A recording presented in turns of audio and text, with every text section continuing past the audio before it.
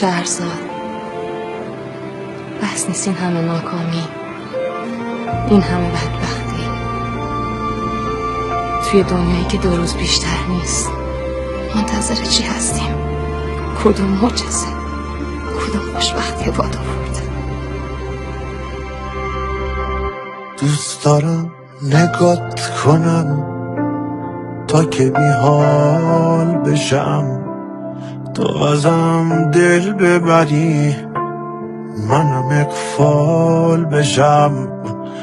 دوست دارم برای تو با همه فرق کنم، خودمو توی چشات یه تنه غرق کنم.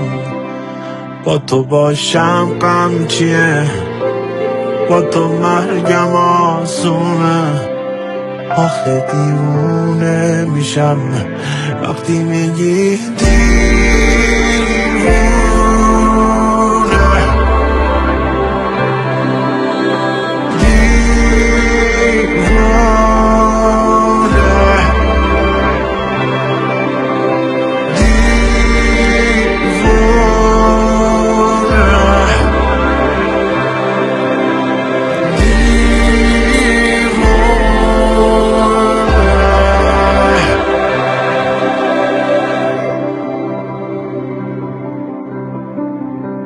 حال میده ناز کنی تا نوازشت کنم، بی خودی قهر کنی غرق خواهشت کنم.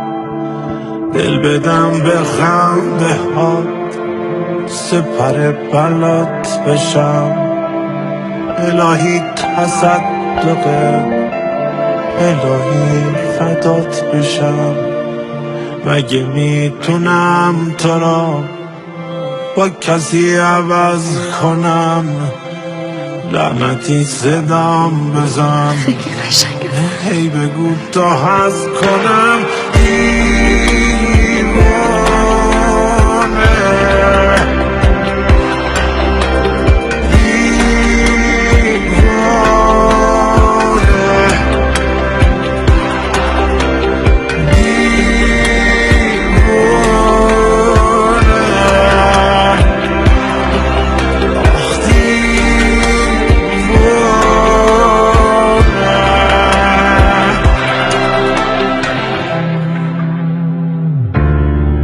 حصار بقلت زندگی به کامنه، همه چی مال منه، سندش به نامنه.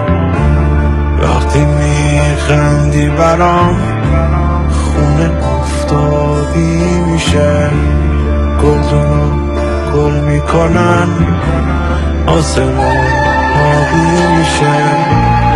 گله از ترنو بذار پشت پنجره، زل بزن توی چشام تا دلم زد بره.